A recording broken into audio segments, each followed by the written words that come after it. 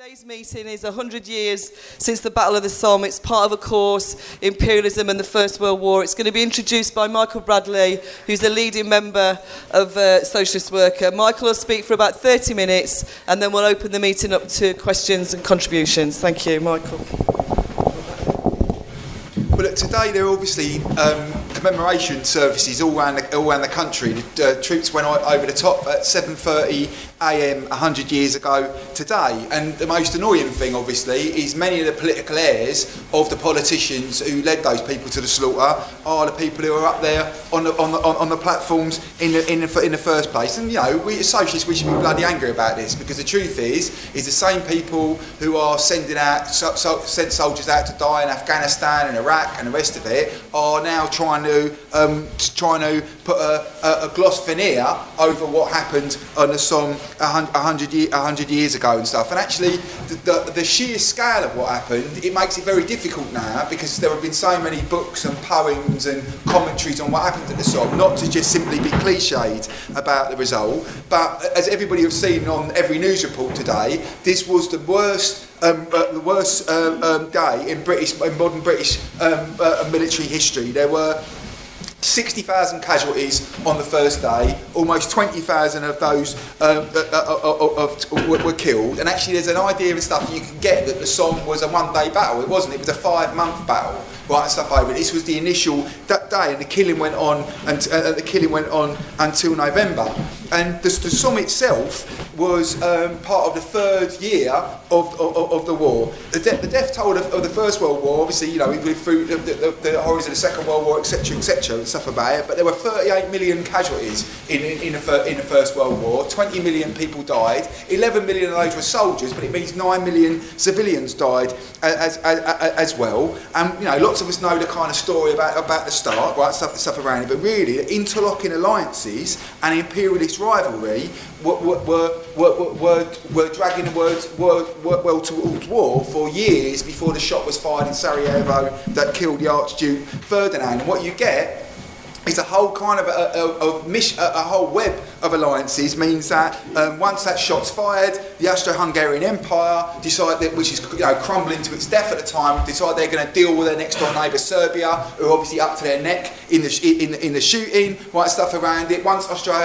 Hungarians threaten the Serbs, the Russians come in. Once the Russians come into it, the French are drawn in, the Germans are drawn in, really, and stuff. And this is the way that the war begins. Britain gets involved and stuff over the issue of neutral Belgium being invaded by the Germans.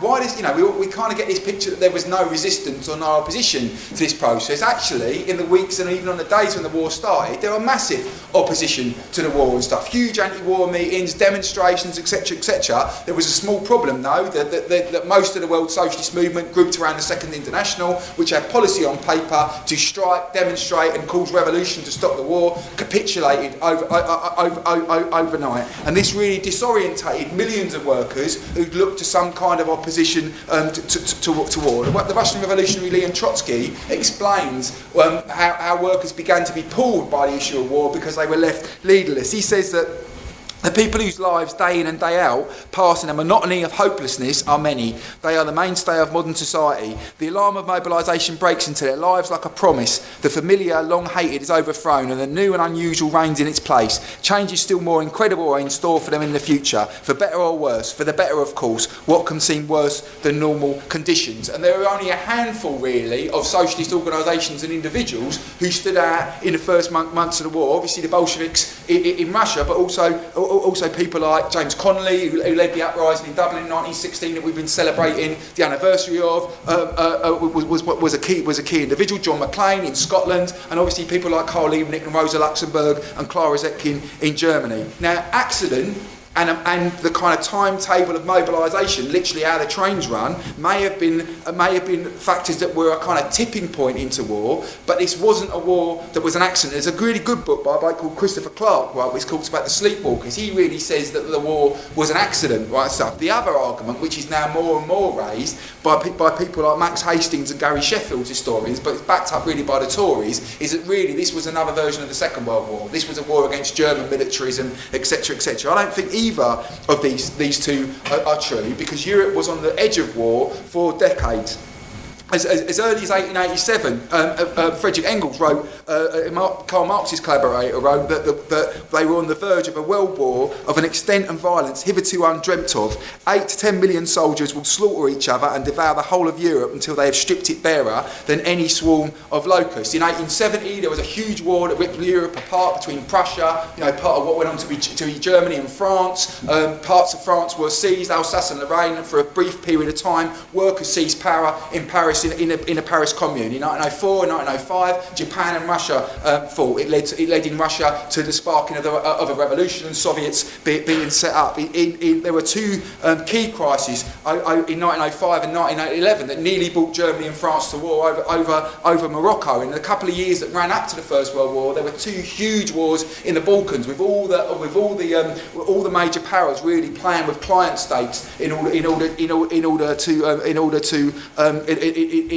to fight a proxy war. And really what you have is a situation where Germany, which has become the major economic power in Europe, wants its own global empire, wants its own place in the sun, and fundamentally you have France and Britain, with the biggest navy in the world, attempting to hang on to the empire that they've got. In other words, what the First World War is a massive land grab on a global scale.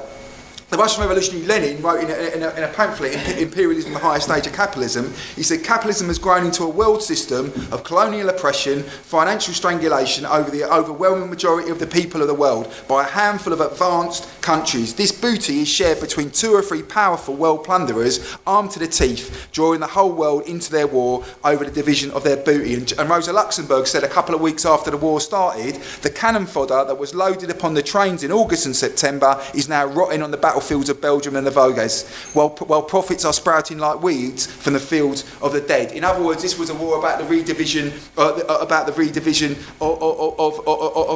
the world. Now, the First World War begins with an attempt by the Germans to knock the French out of the war at one go. It's called the Schlieffen Plan. There's a huge thrust. They're going to go around Paris and surround the French army. Meanwhile, in the east, a much smaller German force is supposed to hold off the Russians, and they do this very successfully, taking on the Russians at a battle called Tannenberg and stuff in August 1914, where they captured 90,000 Russian troops, killed 30,000 and the rest of it. Interestingly enough, though, what this does is start to shift resources from the west, where actually the Schlieffen Plan argued that would the real outcome of the war would mean. And by the way, the war in the east, our picture of the First World War is all about the trenches in the west, the war in the east remained a war of movement throughout, and it was an incredible level of killing. So, for example, 76% of every Russian soldier became a casualty. 71% of every Romanian soldier became a casualty. Now, the war started very differently from our picture of trench warfare. For example, French troops marched into battle in 1914 wearing various degrees of colourful uniform, literally with brass bands in front of them and stuff over it, and looking like something out of the Napoleonic Wars. There are accounts of there were a whole number of student regiments that were recruited by the German army and stuff that literally marched into the cannons arm in arm. Right, stuff about. Actually, people were using tactics from a whole different generation, and the carnage at the beginning of the war in the first few months was incredible, because you get these completely and utterly outdated tactics marching into machine gun fire, aim rifle fire, artillery, and the rest of it and stuff. And so the war begins with a war of movement using cavalry, etc., etc., etc. Within months, though, there's a thing called the race to the sea, where the different armies try to outflank each other. By the end of the year, what you've got is the whole from the north of France right down to Switzerland are locked into the kind of picture of trench warfare that we recognise. In lots of ways, this wasn't a surprising development, even though it was to people at the time, because the previous wars over the decades beforehand, the issue of defensive positions, trenches, etc., etc., had really shown that the war was going to change. The end of the American Civil War ended in 8 or 9 months of siege of cities like Petersburg and Richmond and stuff by Confederate troops, Confederate troops fighting the Federals, which looked exactly like the First World War. In the war between Japan and Russia, the same picture came about. In the Boer War, once the same picture came about. So in other words, there was evidence that military techniques had developed to such that the defence would dominate. However, the generals at the front, the French and British and Belgian generals, etc., and stuff around here, still believe, years into the war, that really a land offensive spirit, and at the Somme, what was supposed to be absolutely meticulous planning, could overcome the technological developments, that human beings could overcome the weight of steel. Now, the British Army starts the war as a small professional force. It's virtually wiped out in the first year of the war. In the second year of the war, they send over territorial troops who are trained troops. They are virtually wiped out in 1915. But the German army spends 1915 effectively digging, right, and stuff. What they're ordered to do is to fortify the front in strength sufficient to assure that it could be held with small numbers against attacks by superior forces for a long time. One historian wrote that in the chalk of Artois and the Somme, on the heights of the Aisne and the Meuse, the German infantry were burrowing deep beneath the surface to construct shell-proof shelters. Concrete machine gun posts were appearing behind the trenches, which were heavily walled and timbered with iron. And during 1915, there's a series of battles at Neuve-Chapelle, Luce, the Artois, Champagne and Ypres and stuff, with increasingly bloody results, where poison gas is increasingly used, but at the same time nobody breaks through. By the way, there's an increasing row inside the German army about where they win the war. Do they put resources on the Eastern Front? Do they put resources on the Western Front?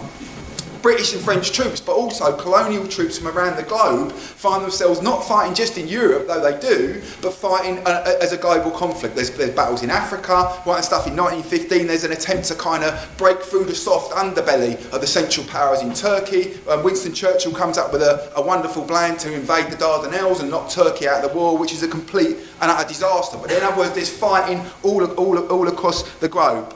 Meanwhile, in Britain, there's an attempt to recruit a mass army, right, and stuff. What's described as Kitchener's new army. This Kitchener, the Secretary of State for War, and lots of these new battalions are recruited as pals battalions, right, and stuff. This means if you join together, you serve together. You're recruited in the same area, right, and stuff about it. So like I said, as pals or chums battalions. Obviously means when you go into the fighting, you're going to get killed together, and this has an absolutely unbelievable effect on certain communities, particularly at the Battle of the Somme. By the spring of 1916, the British Army filled 70 divisions. This is 10 times bigger than in 1914. And in talks at the end of 1915, they agreed to launch a joint offensive with the French to knock Germany out of the war. But the German army interferes with the plan, and they attack French positions in Verdun in February 1917. And their argument is they are going to bleed the French army white. Between February and July 1916, the two contending armies at Verdun fire 20 million shells at each other. And if you go to Verdun, it literally changes the shape of the earth, the amount of explosives that are there. By the end of that period, both sides have lost roughly 200,000 soldiers each. So the British attack on the Somme, which has been planned for months anyway, is increasingly seen as a desperate way of diverting German resources away from the breakthrough at Verdun. The attack is going to be led by a man called Sir Douglas Haig. Now, anybody who's seen Blackadder or seen that movie, oh, What a Lovely War, and the rest of it, know that Douglas Haig is a bastard in many ways and stuff. He's somebody who's become almost like a kind of caricature. This is a man who manoeuvred his way quite successfully to the top, had connections to the court, undermined previous commanders, etc., etc. And the historian John Keegan said about him, he was a man in whose public manner and private diaries there was no concern from human suffering was discernible. In other words, he didn't care about the casualties. At the Somme, the Germans had been digging in for 2 years. Some dugouts had been dug down 30 feet into the ground. There were machine gun nests, interlocking fields of fire, barbed wire, etc., etc. Now, the British were about to throw 25 divisions into the battle. Some of these people were veterans. Most of them were the PALS battalions. But Haig and his generals believed that they had planned everything down to the absolute last detail. There were miles and miles of railway tracks. There were huge munition stocks and stuff about it. They meticulously tried to deal with the problem of communication in the day before radio with pigeons, laying telephone wires, even getting soldiers to put reflective stuff on their back so they could be seen. In the run-up to the fighting, every detail was practiced and practiced again. There's a quote from the historian of the 18th Division of the British Army. He said that each man knew the exact spot he was to make for and what to do when he got there. There's a problem though, right, stuff with aerial reconnaissance and the whole kind of slow, lumbering process of getting the stuff to the front. None of this is coming as a surprise to the Germans. The German commander says that talks about the long expected and hoped for attack. So in other words, this is an attack that the German army knows is coming. A week-long bombardment begins the attack. The fourth army, the main army involved by the British and stuff, fires 1.64 million shells between the 24th and the 30th of June. They've got 3 million shells stockpiled to make the whole attack. Really, what they believed was that any Germans that were left would not be in a position to put up any serious resistance. But Andrew MacDonald argues in his book, The First Day of the Somme, the problem was the vast majority of Fourth Army's stockpiled ammunition was for field artillery, not suited to laying destructive shell fire of the type needed to obliterate German engineered dugouts, fortified villages, and formidable redoubts. In other words, despite 5 days of bombardment, which, by the way, was then extended by 2 days because of bad weather, actually the bombardment did little damage to a whole number of German positions, and in lots of areas did no damage at all to the barbed wire. Now, the plan of attack really showed a lack of trust, an almost complete lack of trust in the abilities of the new troops. They were going to make this as simple as possible, and so they decided that the troops, when they went over the top, would advance, as they put, at a steady pace in successive lines. There was no room at all for initiative, very rigid timetables of advance and of artillery fire plans, right, and stuff. But MacDonald argues again in his book, it's a good quote, I think. He says the advance into and beyond enemy lines was to be achieved by old school linear attacks or a wave after wave of infantry pressing forward. The attack structure was that of an irrepressible, multi-layered infantry juggernaut, but nowhere, if it all went wrong, was a potential for multiple battalions to be concertinaed in no man's land and shot to pieces considered.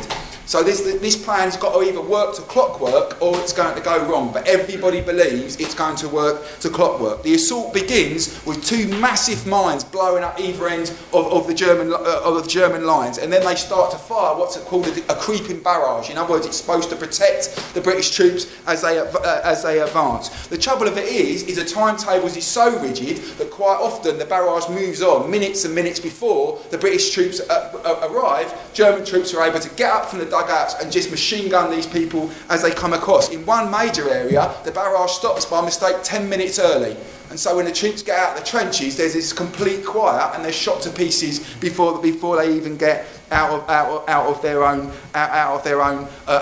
trenches. And actually, if you look at the pattern of the war cemeteries, right, stuff, which are beautiful places in many ways and stuff, that, you know, tended up like the thing that was yesterday and the rest of it, you can see precisely what happened. It's like a tide mark on a beach and stuff, with some of them getting slightly further up towards the German lines. The truth is, for thousands and thousands of soldiers with 60-pound packs on their backs, the attack actually lasts moments before they're finished off. There's a couple of quotes from people and stuff, because you can't go through all the picture and stuff, but Dave Sherry has a couple in his books, and he says, one quote is from a soldier, says, "The date of 1st of July is engraved in our hearts along with the faces of our pals. We were 2 years in the making and 10 minutes in the destroying. There was only 5 of the attacking divisions got into German lines. The rest were stopped, some in no man's lands, many of them before they got out of their own trenches through bombardment and the rest of it." There's another quote from a sergeant in the 3rd Tyneside Irish. He said, "I heard the patter-patter of machine guns in the distance. By the time I'd gone 10 yards, there seemed to be only a few men left around me. By the time I'd gone 20 yards, I seemed to be on my own. Then I was hit myself. A fifth of the attacking troops were dead. There was 50% casualties amongst the troops on the first day. Some regiments simply ceased to exist when they did the roll call at the end of the day. And Dave Sherry's quote is a good quote. He says, in less than 15 hours, the British Army lost more troops than it lost in the Crimean War, the Boer War and the Korean War put together.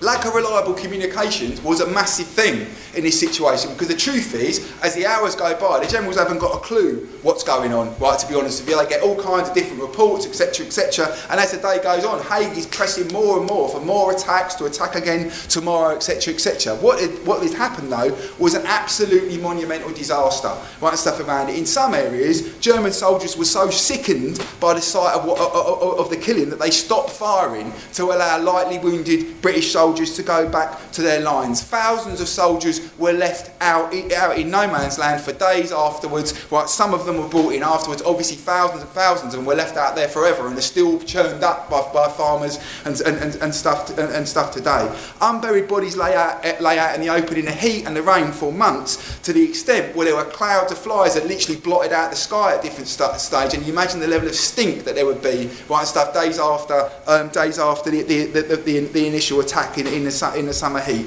But like I said, the whole point of this isn't one day. The battle didn't stop. By the end, there were 12 major attacks that were carried out. By the end of July, the Germans had lost 160,000 men and the French had lost 200,000 men. The line had moved forward 3 miles. By the 19th of November, when they finally admitted that the weather made further attacks impossible, roughly 600,000 men had been lost on both sides, and altogether they had advanced 7 miles. Right, 7 miles altogether. Now, some people now argue there's a kind of, a revisionist version of it, and actually, there's logic to all these things, that really what the Somme was a learning curve. The level of casualties actually meant that later on in the war, right, and stuff, that the military had learnt lessons that led to victory. But the problem with that argument is that similar attacks and similar tactics, although they were refined, were used throughout the war regardless of loss of life, because attrition, the idea of bleeding white, the opposition, right, stuff, remained absolutely central to war strategy, no matter what technical innovations were made, whether it's the tank, the airplane, etc. Fundamentally, we are trying to kill more Germans than the Germans can kill of us, is what the strategy is. Now, it literally took revolution to start throwing a spanner in the works of the killing. In February 1917, there's the revolution breaks out inside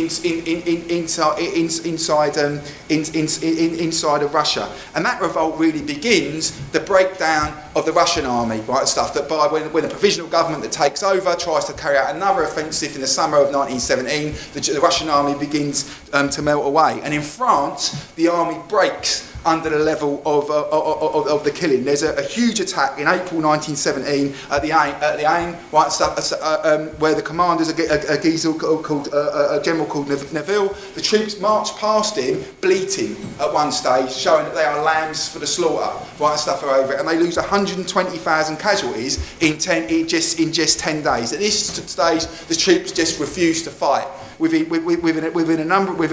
middle of June, half the French army has been infected by mutiny. One unit sends a letter to its commander where it says, "You have nothing to fear. We are prepared to man the trenches. We will do our duty and the Boches will not get through. But we will not take part in attacks which result in nothing but useless casualties." Some units go beyond that.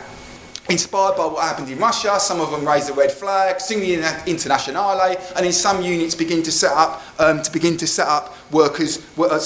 soldiers' council. The result of this is Nivelle is fired. The new commander, Pétain, has to come and say, "Okay, we won't carry out these frontal assaults. Don't worry, the American troops are coming now. The Americans had entered the war in April and the rest of it," and actually kind of tries to make a deal on conditions and leave, etc. By the way, it ain't a great deal, because they do arrest hundreds of soldiers and they shoot 50 of them, right, stuff, to put the fear of God into those who took part. It's also really important to say that it wasn't just a French or a Russian disease. British troops were sick of it as well. In September 1917, at a huge British army base at Tarples, there is rioting and demonstration that goes on for 3 days. There were further protests by British soldiers in December. During 1918, the last year of the war, 676 British soldiers are prosecuted for sedition, right, and stuff, while there's a wave of revolt that hits military camps at the end of 1918, at the end of the war, and the beginning of 1919. Why? Because people are refusing to go to France to carry now the war's over. They want to come back home if they're still out in France, and they refuse to fight the Russians. They refuse to fight the Russian Revolution. So the slaughter at the front didn't go unchallenged, right, and stuff. And actually, that's what's completely missing from the coverage to today. You know, seamlessly endless loss of life led to a revolt in Russia in 1917. It led to mutiny, and eventually it led to a growing anti-war agitation across all the belligerent countries. The Bolshevik Revolution of October 1917 put out a clear demand for a just peace, and it made it much, much harder for the ruling classes internationally to put up an argument about why the war should continue. If you think about the main argument that was put in Germany why they should back a war was they were fighting the horrors of Tsarism. Right, so after the Russian Revolution and stuff, it's almost impossible to hold the line about why the war is going on. And the ongoing carnage, strikes and agitation against the war at home lead to the disintegration of armies. The level of desertion in the German army is a major factor to why the final assault that they carry out in the spring of 1918 fails. And really what you get is a situation of complete exhaustion, financially, militarily, revolt at home. And actually it's the generals, by the way, who then go back to the politicians and say, look, we've got to stop this now. There's a brilliant incident at the end of the war. The German Navy, the people in charge of stuff, the admirals decide they're going to go out on a suicide mission to take on the British, the British Navy. They've been blocked up in Kiel and the other ports for 2 years since the Battle of Jutland. What the sailors do is refuse to go out. They douse the boilers inside the battleships and stuff, and they begin a revolutionary protest within days that sees the Kaiser gone, the German state seeming to collapse. What was really about is the level of carnage that went on meant millions and millions of people began to fundamentally question the kind of society that could lead to that scale of death. And the Russian Revolution inspired a movement that saw workers' councils both in Germany, in Austria-Hungary, right, and stuff, in the breakup of that state. It saw the 2 red years in Italy where workers would seize the factories and stuff, and it saw in Britain this country come closer to revolution than at any stage in modern history. And the Somme has come to sum up, really, the futility of the argument about a war to end all wars. But that's why the whole anniversary period is such a massive ideological battleground, right, and stuff, because actually the arguments about what happened there are being used by the people who rule us today to justify wars like down the line. That's why David Cameron is on platforms today. That's why Michael Gove put up such a massive fight about how the First World War was taught in schools. It may be more difficult in the light of the Chilcot report coming out in a couple of days' time and stuff to start talking about what happened in Iraq in justification, but you can project back the great role that Britain has played, right, and stuff in the past. And so therefore it has to be really important, it seems to me, for socialists to do 2 things really and stuff really. One is to continue to expose the fact that war was simply a war about defending the profits of a tiny minority, right, stuff about it, really, and stuff. And actually that kind of slaughter is the sort of thing that led working class kids from who we've known to go out to Afghanistan and to go out to Iraq and the rest of it. But the war didn't come to an end because suddenly in 1918 the politicians and the kings and the generals saw sense and got round the table and decided to talk about it. It ended because the horrors of what happened at Verdun and the horrors of what happened at the Somme led soldiers to refuse to fight and led workers to take the world back in, to try to take the world into their own hands. And so I think the main thing really is stuff. None of this stuff is a history lesson. That's the truth of it. It's funny in lots of ways. It kind of does seem quite up to date. Even the discussions that happen about it doesn't seem about some sepia battle in the past, because it's the same bloody thing. A system that is destroying people now, that is prepared to destroy the planet with climate change, etc., and stuff around it, and fight wars year on year in, right? That's what sent those young workers off to the slaughter. And therefore it's an important battleground for us to try and win another generation of people to realise what went on, and to realise that in the end, if you want to get rid of war and horror, you have to get rid of bloody capitalism alongside it.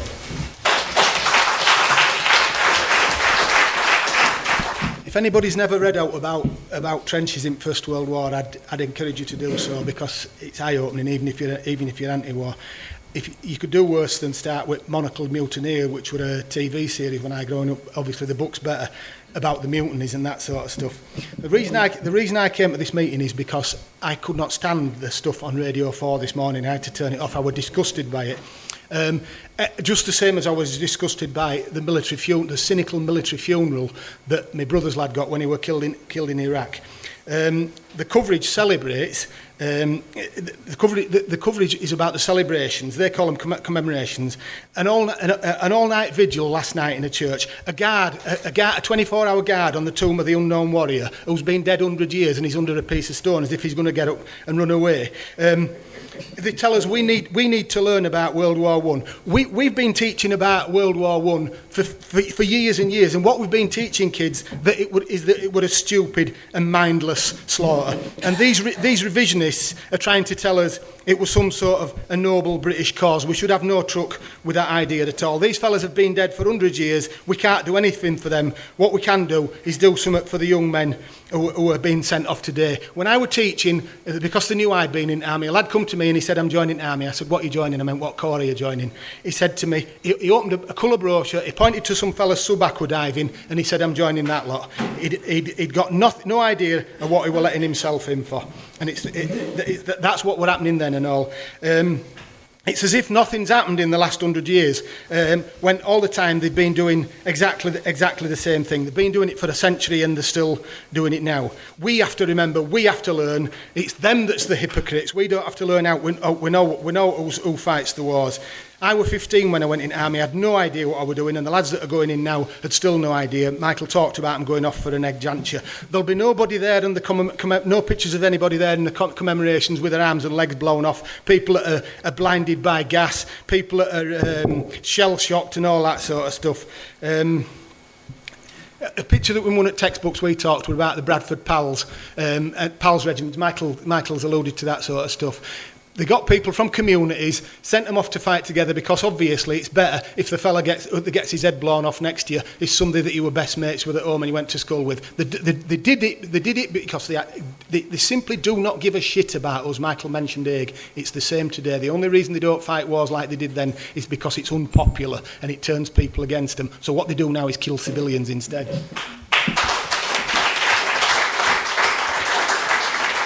I'm going to have to call you by what you're wearing, I'm afraid. So I'll start with the man in the green shirt and then the man behind him in the black shirt. Thank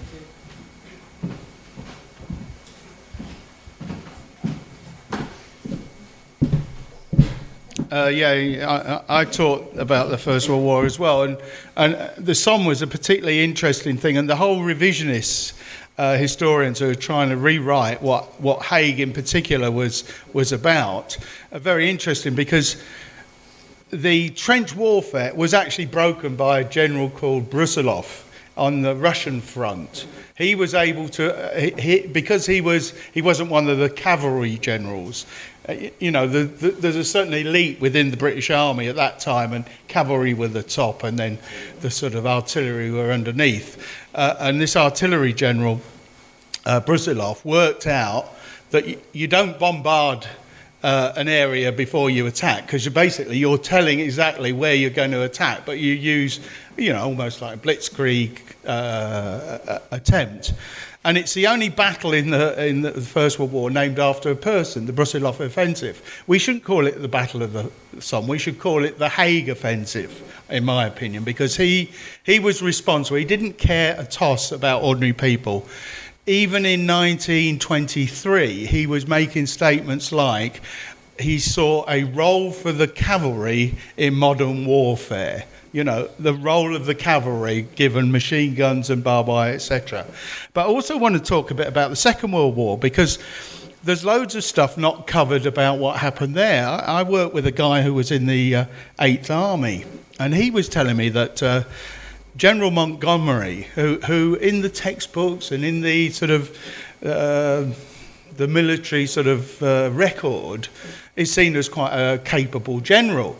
But he was telling me that there was one time where he'd sent people to almost certain death, a suicide mission that was no value at all, that a couple of days later he takes a salute, but instead of walking past the soldiers lined up, he had to do it in a Land Rover at 30 miles an hour, because they would have dragged him off the fucking Land Rover and killed him.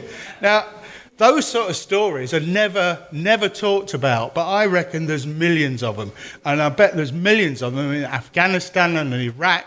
That brilliant play about Reg, I don't know if people sort of Reg Keys, or what happened to his son, who was basically left on his own, to get slaughtered.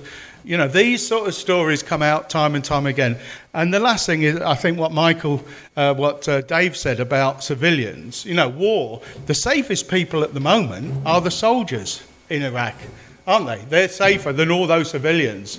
Daisy cutter bombs, all this sort of stuff is designed not just to kill, not to kill soldiers, but to wound particularly young kids, women, so they clog up the hospital systems. That's how cynical and vile war is today, and I think we should build on what happened in the Somme to show that modern day warfare is far worse, in my opinion.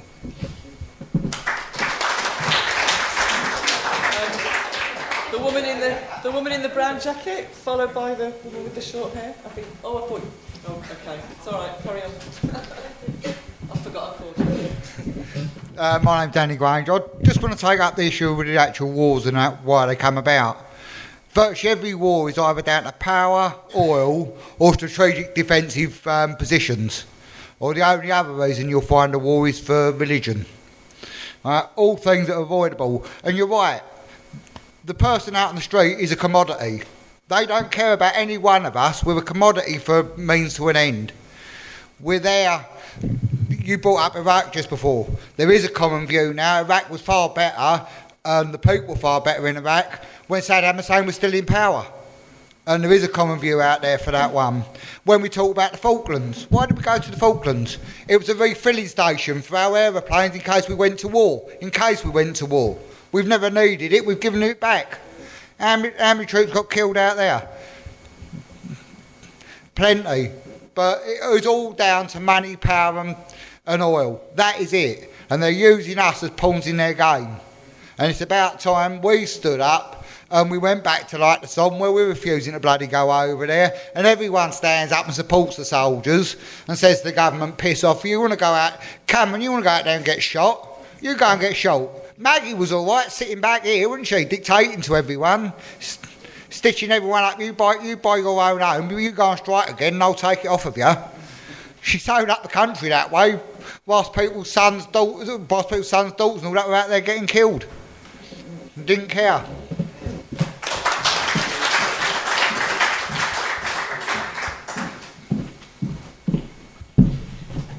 The guy here mentioned General Brusilov. I think I'm right in remembering that it was that he was the general who was trying to whip up the Russian troops to try and kind of get them enthusiastic about the war. And he said to them, look, our allies, the French, some of their finest chateaux have been destroyed by these Germans. And a Bolshevik soldier stood up and said, you want us to spill our blood for your champagne? No, we're not going to do it. So that was General Brusilov. But the reason I wanted to come up actually was I wanted to address this issue of recruitment, because I think it's really pernicious the way that they sell the army, and it's really trying to normalise what is an abomination. And I can remember back in 2009 when they just, the austerity cuts were really starting to bite, and I teach in Tottenham College in North London, and for the first time that year, Tottenham's an area high unemployment. It certainly was back in the time, a very poor area, and And when the students were coming into college that September, they came in to enrol. There's all these different stalls for different courses. They could come and sign up for construction or hair and beauty or whatever. And the army was there. The army was there saying, if you're 16, come and sign up. We'll pay for your course. We'll give you a bursary. But the downside is that you've got to sign up, these golden handcuffs, and you've then got to serve in the army.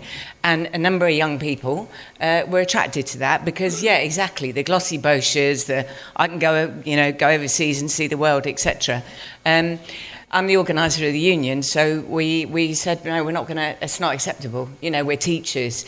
These people have got no place coming and stealing young minds in an environment that should be about education. So we had a protest and management backed down. And from that day on, we haven't had the army in the college during recruitment times. And it's only... It's a little thing, but I just think that that's something that we could consider doing in colleges, in institutions. The army isn't a normal employer. What many other employers come and, invite you in and say, go off and kill and be killed. We've got to stop the normalisation of it and say, no, war's an abomination and we don't want our young people anywhere near it. The next speaker will be followed by the man in the front.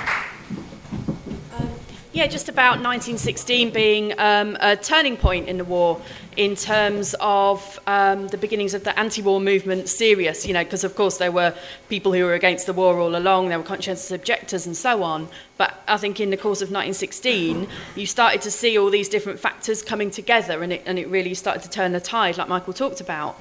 In Britain, sending more and more people out to be cannon fodder meant transforming lives at home as well. It meant transforming industries and gearing everything towards the war effort. It meant bringing thousands of women into workplaces and, throwing the family up into the air as well. It meant all kinds of changes taking place, as well as attacks on the standards of living that people were facing on their wages, and there was all kinds of social struggles in Britain, which didn't start out as anti-war ones, but were about those kind of conditions. So the rent strikes in Glasgow led by women, there was, food riots in Germany and so on.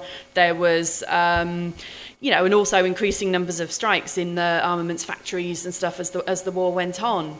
And I think what you started to see was those different kinds of movements coming together and starting to develop a bit of an anti-war consciousness as well.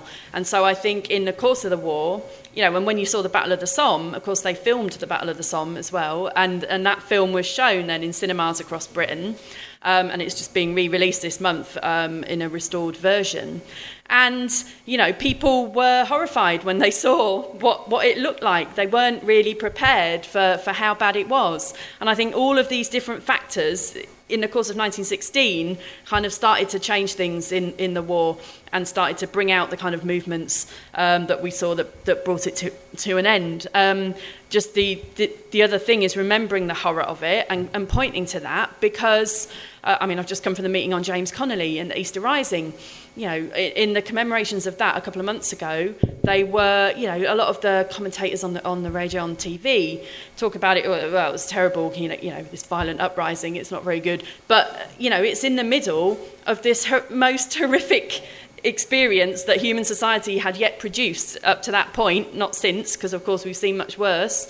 But, the people, that generation of revolutionaries who fought, like James Connolly, like John McClane, like Rosa Luxemburg, the Bolsheviks in Russia, they fought to put an end to that kind of violence and that kind of slaughter for good. And I think we should be proud of the revolutionary tradition that is prepared to go as far as you need to go to put an end to the system that just wants to, literally for the sake of getting more resources, of beating the other guy, beating the other capitalist, is prepared to throw people, into the trenches and to their deaths. And that's, I think that generation of revolutionaries is fantastically important for us to remember today.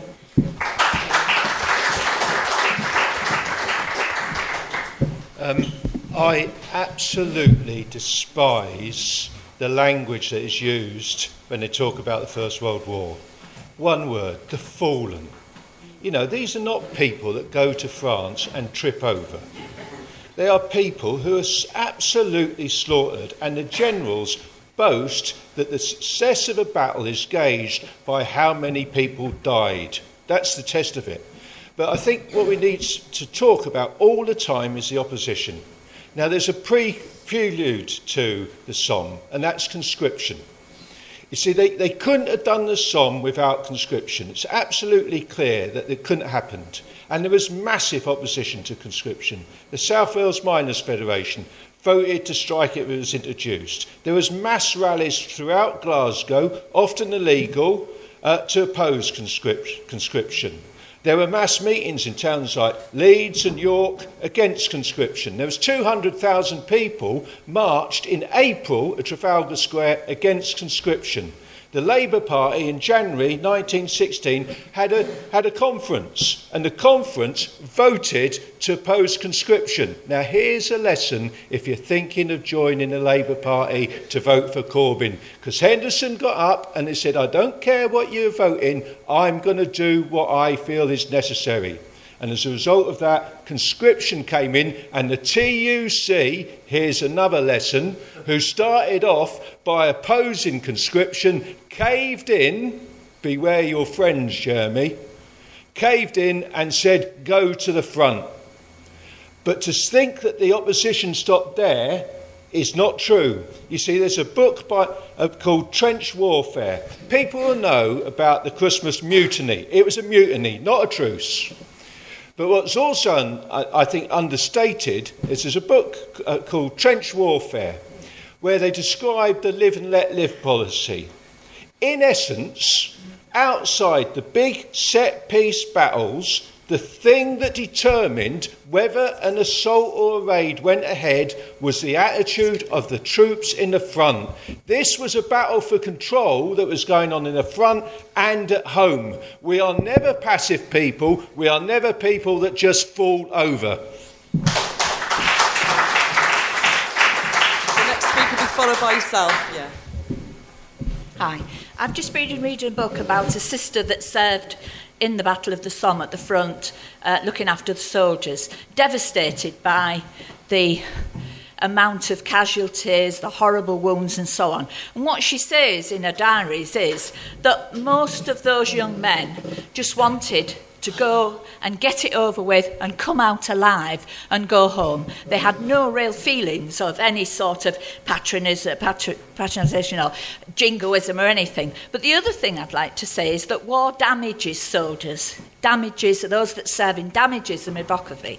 And the saddest thing I saw was I went on a trip to Wales to Betsy Coed, and the driver told me about a little cemetery that was very secret, and it would be good for me to go and have a look at it. When I went, it was a rows of about 21 Canadian soldiers that had been drawn into the First World War.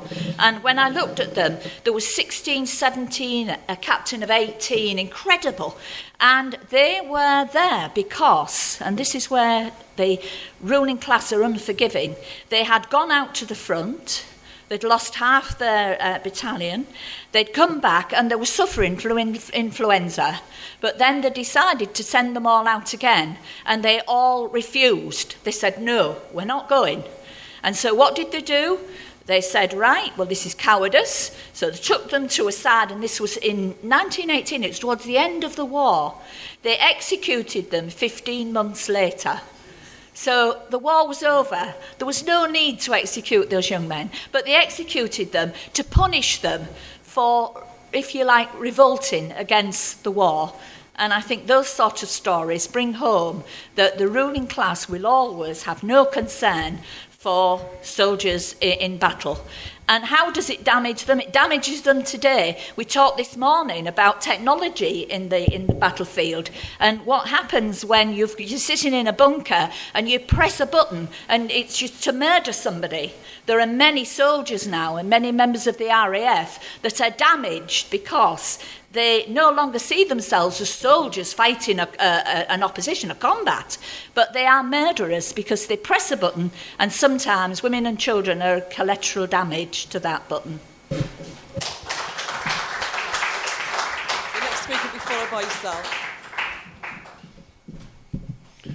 Hi there. I was at school in Tottenham. That's the comrade over there. I was at school at Tottenham in 1962 to 68, and I was at St Ignatius College, as it was then, up there in Stamford Hill, and we had something called the Combined Cadet Force. I thought you had to join it. I've learnt later that some people resisted, and they should be honoured for that. Young kids who had minds of their own. I didn't, and I ended up joining the Navy.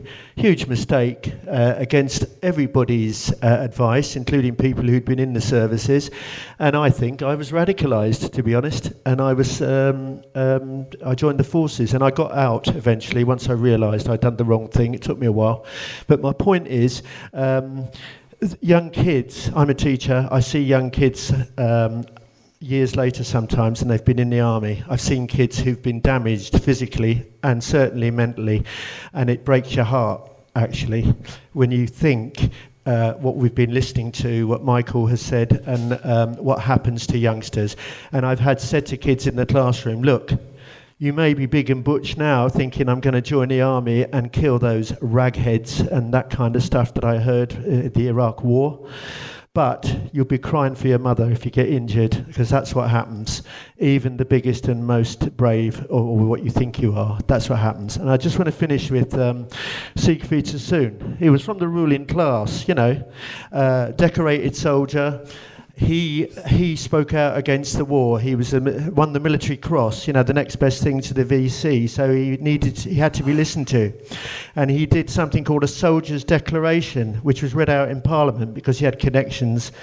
And the deal was he went to Craig Lockhart, and there he met Wilfred Owen and Pat Barker, one of the great writers about the First World War, wrote her Regeneration trilogy.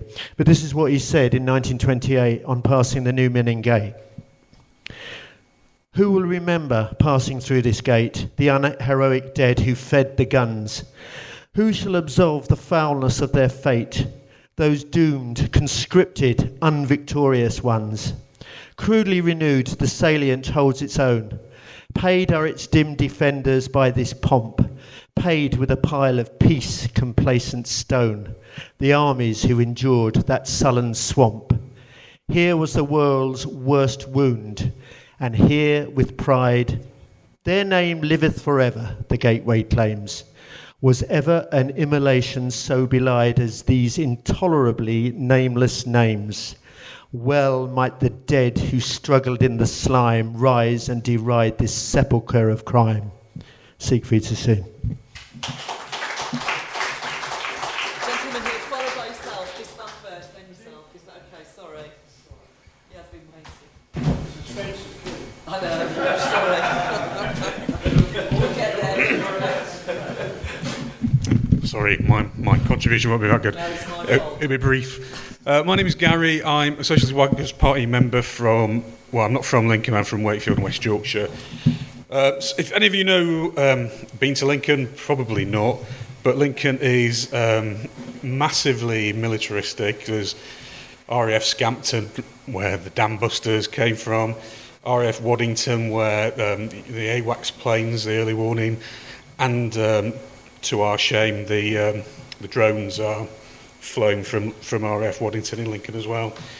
I just wanted to make a very brief point. It's how I don't really want to talk too much about. I mean, all the other contributions have been really good about the First War itself. It's more about how the sort of there's like an industry about commemorating. The poppies. I just walked along Euston Road earlier. There's a big monument that says on it, "To our glorious dead." It seems there's not a lot of glory about it if you've been shot to pieces and left to rot in the mud in Flanders. But in Lincoln, there's an online newspaper called The Lincolnite, and they very often say there's been a crime about this and the other, and then woof, there's about 70-odd reactionary posts saying, oh, it must be the Poles, it must be this. And whenever you look at these people making these comments, you look at their pictures, and the number of times that you'll see on their Facebook page something like the poppies, the crosses. And it's just, I think that there's our enemies in the EDL, the BNP, Britain First, hijack this sort of commemoration industry for their own ends. And I think there's... and I'm not sure whether or not this sort of militaristic feeling, it's obviously perpetuated by things like Help for Heroes and things like that. The ruling classes, the stuff today about Gove, glorification of all the brave fallen, as the previous speaker said, it just stokes up, in my opinion, nationalism, which then leads to these people waving their flags and coming down, and next thing you know, sorry, it's a bit of a rambling point, but it's a starting point very often for racism, and I think that's why I think there's massive danger in us not sort of taking a stand and having those sorts of arguments when we see people about wearing the poppy and things like that. That's pretty much what I want to say. Thank you. Okay, it's your go, followed by the man here. Oh, good afternoon. I'm Tom Topley and I'm from Harlow. I just want to put something a little bit different in. Can I raise that at all? I'll pick it up. I just want to bring something a little bit different into the meeting. My dad was in the 1418 war, and he went in when he was 16 years of age. And he went in to be with his brother. His brother was 32 at the time. Is this from dead? Yeah, John, can you use that one, if you want to?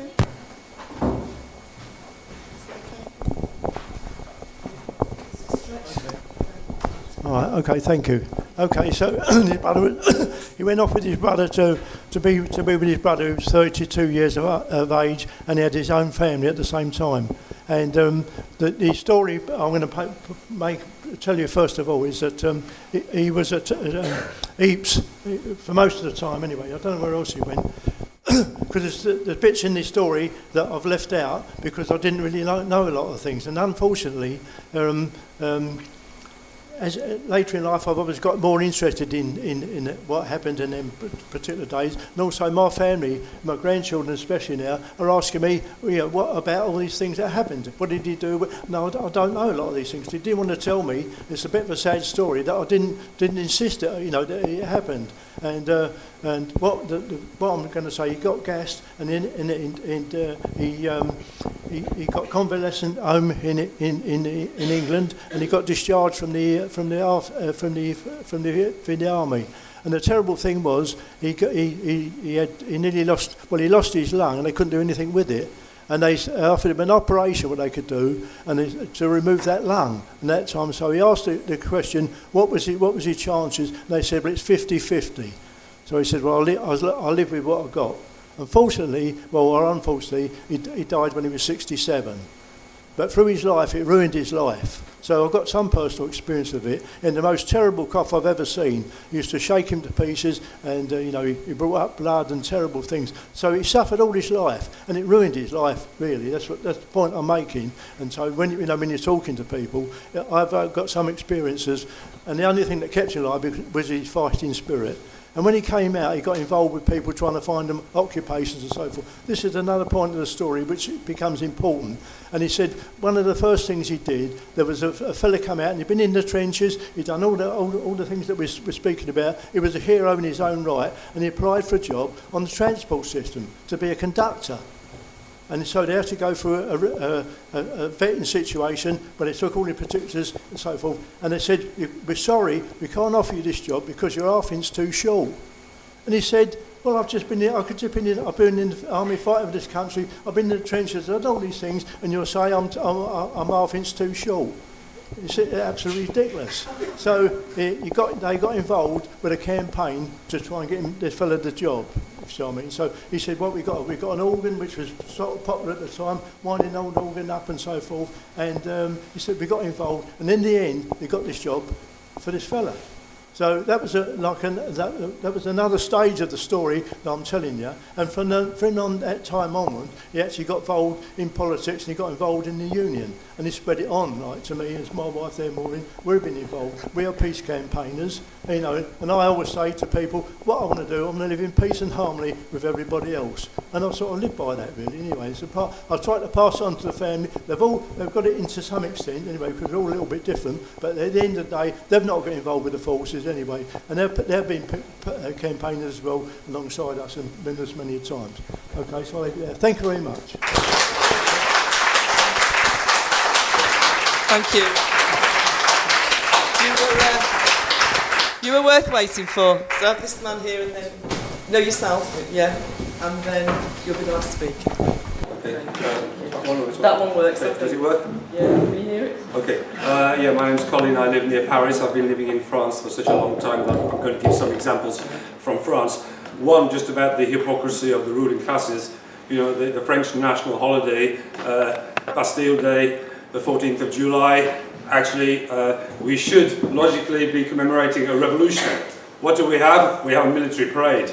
We have tanks rolling along the Champs-Élysées. We have a French president, socialist president, or a right-wing president, and the troops marching past him and saluting,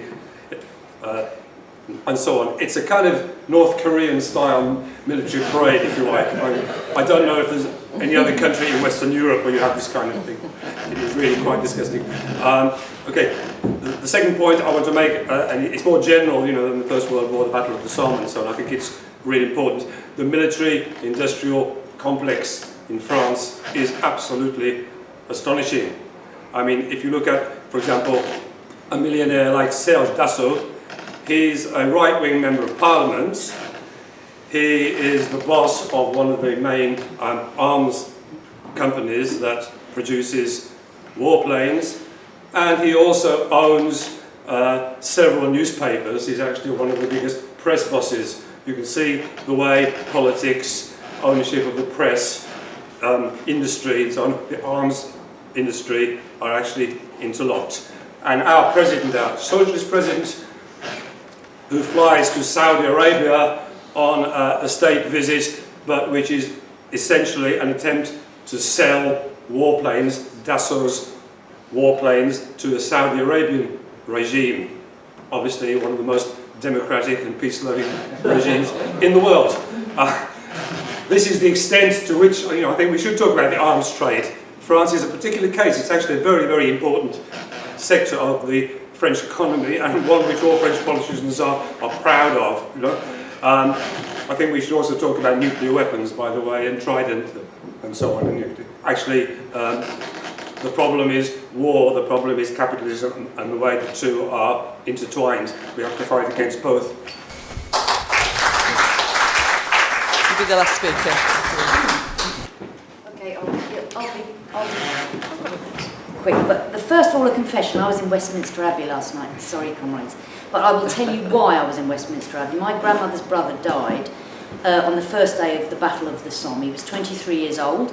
He lost his job just before then. He worked in Lions and Corner House as a waiter. He was unemployed. He didn't dare go home, so he signed up and he went off to war. He was blown up. And my grandmother was 15 at the time. She never saw her older brother again. She lost a further 2 brothers in the Second World War.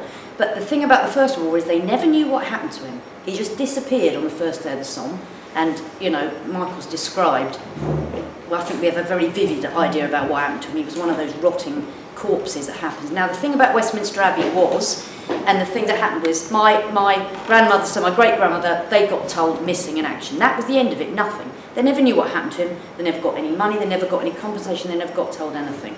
When my cousin found out that thing was happening at Westminster Abbey, she got in touch with the authorities and said, could we go? And they said, yes, it would be nice to have someone there to represent the members of the families. Now, all those people who died weren't represented by the rich and the important and Cameron and the Queen who was in there and all the people and the dignitaries with their medals. The ordinary people who died, why weren't their families there? So that was partly the reason I went for my grandmother. But just to end on this quickly is, She suffered that, she had that horrible thing, but it made my grandmother really anti-establishment and really fight for the rest of her life. She got one of the first council houses. She raised her children through that, and she used to tell us stories about how when they did come in the Second World War to say that her other brothers had been killed, and the priest came round with people to tell her what had happened, she said, I don't agree with your system, I don't agree if there's a God, why have my brothers died, and would slam the door in their faces. So it made her really virulently anti-war, and I just thought that it was absolutely shaming last night that me and my cousin went along to represent, you know, those millions that died, the cannon fodder,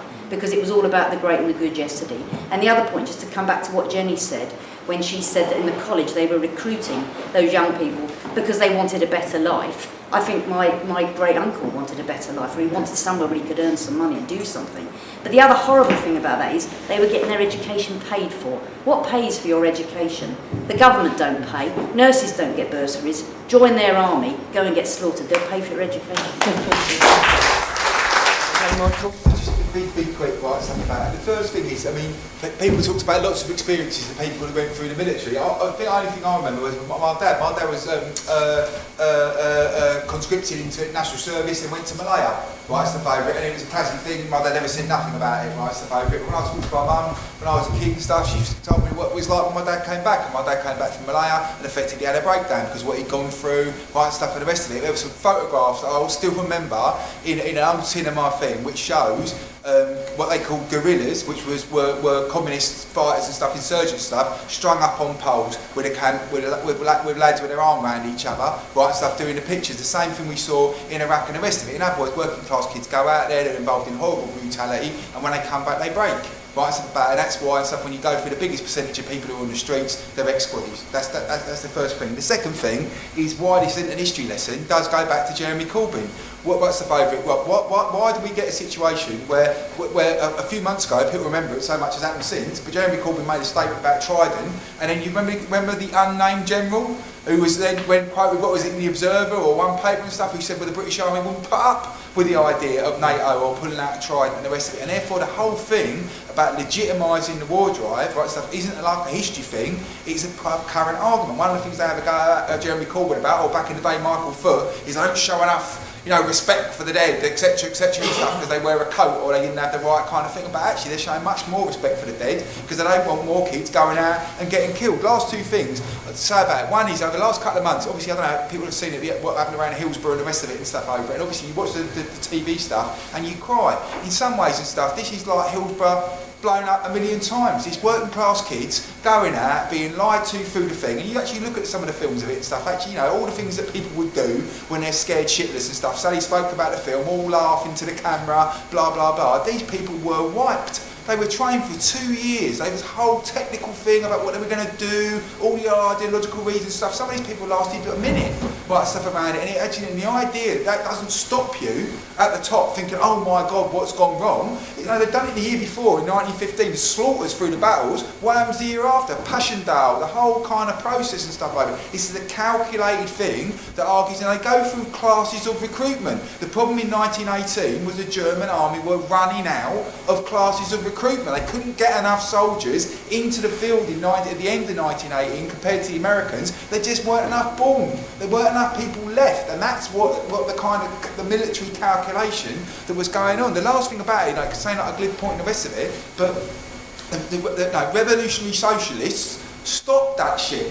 That's the point, in some ways, the most proud moment in the whole tradition of the ideas that we put across in Germany, in Russia, in this country. People like John Maclean and the rest of it actually spiked it enough. Actually, Britain was getting ready for the big offensive, mate. The big offensive was supposed to happen in 1919. They were building the tanks, the aircraft, the whole thing, and the gas and the rest of it. What stopped it was the German army walked off and German workers refused to fight the bloody thing. And that's the big thing, I think, that's got that is complete. That's why it's such an ideological battleground, because when you lift the stone up, the first argument is about patriotism, etc., etc. But underneath it, you have to tell all these terrible stories about why it stopped. And that's why they don't want lefty school teachers and lefty lecturers and lefty... Monocle Mutineer, by the way, lots of us might have seen a Monocle Mutineer. I'll guarantee you most people in this country have never seen a Monocle Mutineer. Why? Because it was on telly once. Every other bloody series is on, you know, how many times can you watch Friends, right? Stuff about, you know, anything. right? You never see the monarchical mutineer